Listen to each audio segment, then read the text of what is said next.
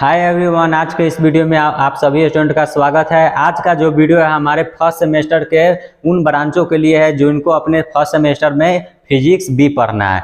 जैसा कि आप लोग स्क्रीन पे देख पा रहे होंगे कि ये हमारा फिजिक्स बी का इंट्रोडक्शन क्लास होने जा रहा है। और जो बच्चे 2025 में पॉलिटेक्निक में एडमिशन लिए हैं तो उनको फर्स्ट सेमेस्टर में जैसे बात करूँ इलेक्ट्रॉनिक वाले के लिए, इलेक्ट्रिकल वाले के लिए, कंप्यूटर साइंस वाले के लिए और भी ब्रांचेज हो सकते हैं, इनको अपने फर्स्ट सेमेस्टर में अप्लाइड फिजिक्स बी पढ़ना है। तो आज के इस वीडियो में देखेंगे कि इंट्रोडक्शन तो देंगे कि फिजिक्स बी क्या है और ये देखेंगे कि इसमें कितने सारे यूनिट है, सभी यूनिट के बारे में डिस्कस करेंगे। आपका सिलेबस क्या है, सारी चीज इस वीडियो में देखने वाले। ये हमारा ओवरव्यू के अंतर्गत बहुत सारे टॉपिक के बारे में डिस्कस करेंगे कि आपका कौन सा यूनिट कितना लंबा है, कितने सारे यूनिट है, कौन सा बड़ा यूनिट है, छोटा यूनिट है, सारे यूनिट के बारे में आपको डिस्कस भी करेंगे, थोड़ा थोड़ा बताएंगे भी। अगर डिटेली में बताएंगे तो वीडियो लेक्चर लंबा हो जाएगा। बस ओवरव्यू दे रहा है कि आपको ये आइडिया लग सके कि अप्लाइड फिजिक्स बी जो सब्जेक्ट दिया गया है आखिर ये सब्जेक्ट है क्या, कितना बड़ा है, क्या क्या पढ़ना है, सारी चीज आज इस वीडियो में देखने वाले।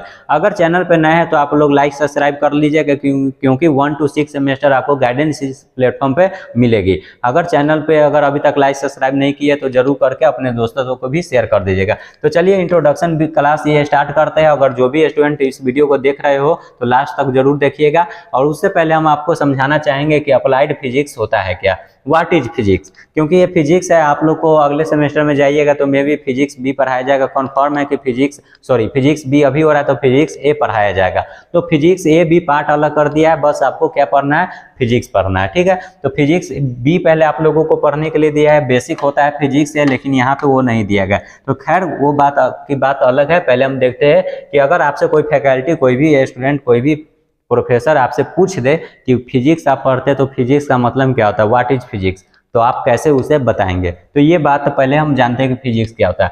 कह रहा है कि physics is a branch of science. क्या कह रहा है कि फिजिक्स हमारा एक साइंस का, विज्ञान का भाग है, शाखा है, which deal with the study of nature and natural phenomena.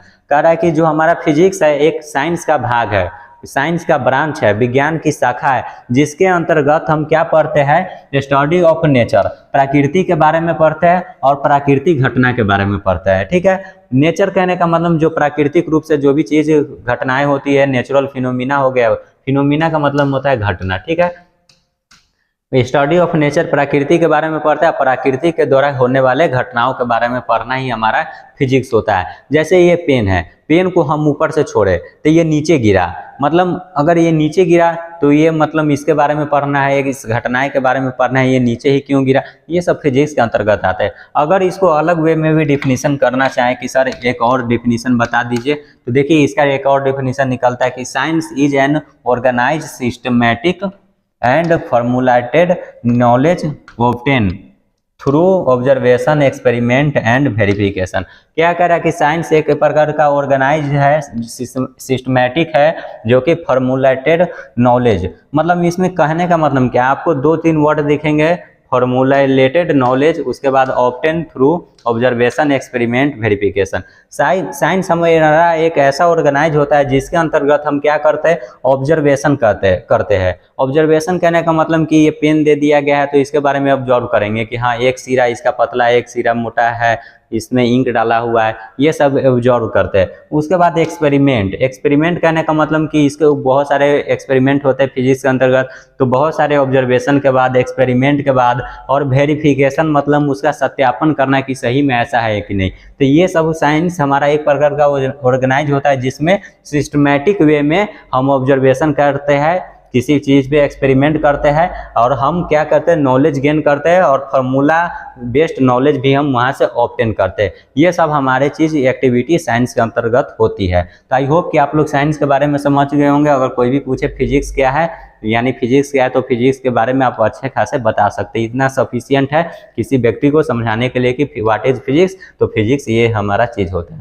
ठीक है, अब बात हम करते हैं कि यूनिट 1 की ओर चलते हैं कि सर यूनिट 1 बताइए थोड़ा क्या क्या चीज़ पढ़ना है, नहीं पढ़ना है। अब उससे पहले आप लोगों को बता दूं कि इसमें 5 यूनिट दिए गए हैं। टोटल यूनिट की बात करूं तो इसमें आपको 5 यूनिट देखने के लिए मिलेगा। ठीक है, इस 5 यूनिट में आपको बहुत सारी चीज़ें पढ़नी है, तो आप लोग बारीकी से सब आपको दिखाएंगे। पहले हम यूनिट 1 पे आते हैं और यूनिट 1 में देखते हैं कि आपको क्या क्या है।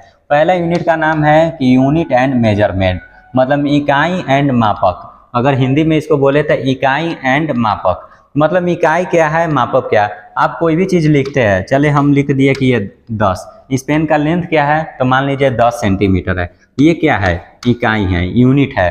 अब इसको हम मेजर किए होंगे, तो इसको मेजर किए होंगे किसी प्रोसेस से किए होंगे, कोई चीज़ के किए होंगे, तो हर एक चीज़ का मेजर करना, उसके इकाई दिखाना, ये सब हमारा यूनिट का मतलब बेसिक नाम है यूनिट एंड मेजरमेंट। इसमें आपको बहुत सारी चीज़ें पढ़नी है, जैसे physical quantity, fundamental and derive quantity. जब ये सब्जेक्ट पढ़ाना स्टार्ट करेंगे तो आप लोगों को हर एक चीज़ बताया जाएगा, यानी भौतिक राशि क्या है, व्युत्पन्न राशि क्या है, मौलिक राशि क्या है, ये सारी चीज़ पढ़ना है। हिंदी में अगर बोल रहे होंगे तो आप लोग समझ पा रहे होंगे, क्योंकि बिकॉज बहुत सारे स्टूडेंट हिंदी मीडियम से आए होंगे, लेकिन 12th वाले होंगे तो वो थोड़ा बहुत जानते होंगे। एक्यूरेसी के बारे में पढ़ना है, अगर मेजरमेंट करते तो एक्यूरेसी क्या है, प्रिसीजन क्या है, एरर क्या है, उसको कैसे दूर किया जा सकता है, ये सब पढ़ना है। डायमेंशन के बारे में पढ़ना है, डायमेंशन फार्मूला के बारे में, लिमिटेशन के बारे में, एप्लीकेशन के बारे में। उसके बाद ये देख सकते जो बात बोले वही है, ये नया पोर्शन मतलब है जो आपका नया सिलेबस आप लोगों को मिला गया है पढ़ने के लिए, उसमें ये चीज़ इंक्लूड कर दिया गया, तो इसको भी हम लोग बारीकी से देखेंगे। तो ये हमारा यूनिट 1 का ओवरव्यू हो गया। जो बच्चे अगर इसे नोट डाउन करना चाहते हैं, वीडियो को पॉज करके नोट डाउन कर लेंगे, ताकि आप लोगों को नोट्स बनाने से पहले ये सारा चीज़ कॉपी में रहना चाहिए। दूसरा यूनिट की बात करूँ तो सर दूसरा यूनिट में क्या है, ये थोड़ा झलक दे दीजिए। Simple harmonic motion and wave motion. Simple harmonic motion क्या है, वेव मोशन क्या है। वेव आप लोग ऐसे ऐसे देख रहे होंगे कि हाँ सर वेव निकलता है, उसका मोशन के बारे में पढ़ना है। सिंपल हार्मोनिक मोशन क्या है, कोई भी चीज़ अगर मान लीजिए कि ये हमारा गोल चीज़ है, यहाँ पे स्टार्ट हुआ पहुँच कर यहाँ पे आ गया, तो सिंपल हार्मोनिक मोशन यानी SHM, इसमें ऑसिलेटरी पढ़ना है, पीरियोडिक मोशन पढ़ना है, ये सारी चीज़ें पढ़ना है। उतना डीपली में नहीं बता सकूंगा बिकॉज अभी आपका सिलेबस स्टार्ट नहीं हुआ, बस ओवरव्यू दे रहा है। देख सकते हैं पीरियोडिक ऑसिलेटरी मोशन के बारे में पढ़ना है, SHM के बारे में पढ़ना है, डिस्प्लेसमेंट क्या होता है, वेलोसिटी क्या होता है, फ्रीक्वेंसी क्या होता है, इलेक्ट्रॉनिक मैग्नेटिक ट्रांसवर्स लॉन्गिट्यूडनल, सारे चीज़ इसमें पढ़ना है। ये यूनिट 2 आपका रह गया, आप लोग इसे नोट डाउन कर लेंगे। अब आते हैं यूनिट 3 की ओर कि सर यूनिट 3 में क्या क्या पढ़ना है, ये भी थोड़ा बताइए। तो यूनिट 3 को आप लोग देख सकते हैं, आखिर ये है एक ही पार्ट, आप लोगों को 2 दिख रहा होगा, है एक ही पार्ट। ये इसका नीचे वाला पार्ट है, अगला पेज था तो क्रॉप होने में इस प्रकार का हो गया। Electrostatic, electromagnetism and electric current, ये आपका तीसरा यूनिट है, जिसमें इलेक्ट्रिक जनरली आपको इलेक्ट्रिसिटी के बारे में पढ़ना है, यानी इलेक्ट्रिक चीज़ के बारे में। इलेक्ट्रिक चार्ज क्या होता है, कूलॉम लॉ क्या होता है, फैराडे लॉ, सारे चीज़ मिलेंगे। इलेक्ट्रिक डाइपोल, गॉस लॉ, इसके बाद क्या है, डाई इलेक्ट्रिक क्या होता है, कैपेसिटेंस क्या होता है, कैपेसिटर क्या होता है, उसको पैरेलल और सीरीज में कैसे कनेक्ट कर सकते हैं। मैग्नेटिक फील्ड क्या होता है, इसका यूनिट बाय वाट लॉ क्या होता है, magnetic field due to current carrying wire, ये सारे चीज़ के बारे में पढ़ना है। मतलब आपको मैग्नेटिक एंड इलेक्ट्रिक के बारे में रिलेटेड सारे चीज़ पढ़ना है। ये हमारा यूनिट 3 होता है, जो कि थोड़ा लंबा है अदर यूनिट से। अब यूनिट 4 की बात करूँ तो ये एवरेज है, ज़्यादा लंबा नहीं ज़्यादा छोटा नहीं।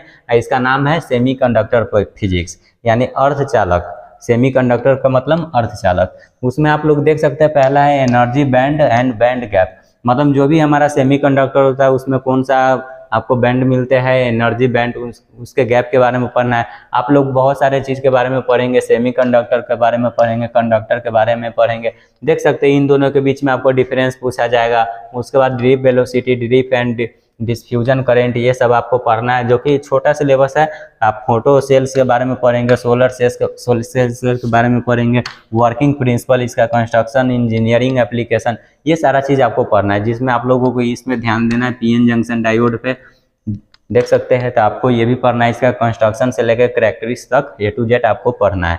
ठीक है, ये हमारा यूनिट 4 रहा। अब बात आती है यूनिट 5, जो कि लास्ट है हमारे अप्लाइड फिजिक्स B का। इसमें आप लोग देख सकते हैं, जो आपका पिंक कलर का दिख रहा है, ये आपका न्यू पोर्शन ऐड किया गया है, जिसमें आप लोगों को यूनिट का नाम है मॉडर्न फिजिक्स, आधुनिक विज्ञान। आधुनिक विज्ञान में आपको पढ़ना है, जैसे आप लोग को देख सकते हैं कि फिजिक्स में आप लेजर यूज करते हैं, लेजर यहाँ ऑन करते हैं तो वहाँ तक उसका लाइट चला जाता है। तो ये इसमें फिजिक्स का कॉन्सेप्ट रहता है। तो लेजर कैसे वर्क करता है, कितने प्रकार के लेजर होते हैं, ऑप्टिकल से लेके हर हीलियम लेजर तक, सारे चीज़ लेजर के बारे में पढ़ना है।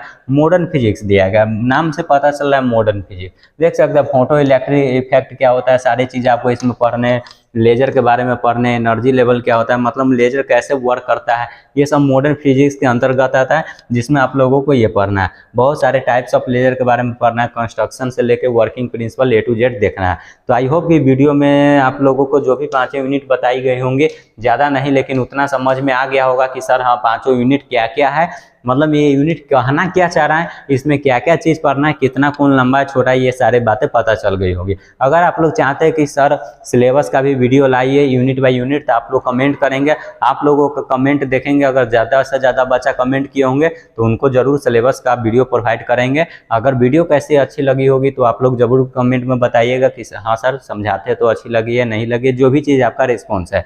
अगर हमारे व्हाट्सएप ग्रुप में नहीं जुड़े तो उसका लिंक डिस्क्रिप्शन में है, आप लोग वहाँ ज्वाइन हो जाइएगा, क्योंकि आपको बहुत सारे हेल्पफुल चीज़ वहाँ पे मिलते रहेंगे। चलिए वीडियो को ज़्यादा से ज़्यादा शेयर करिए। आज के लिए इतना ही, मिलते हैं नेक्स्ट वीडियो में। Thank you.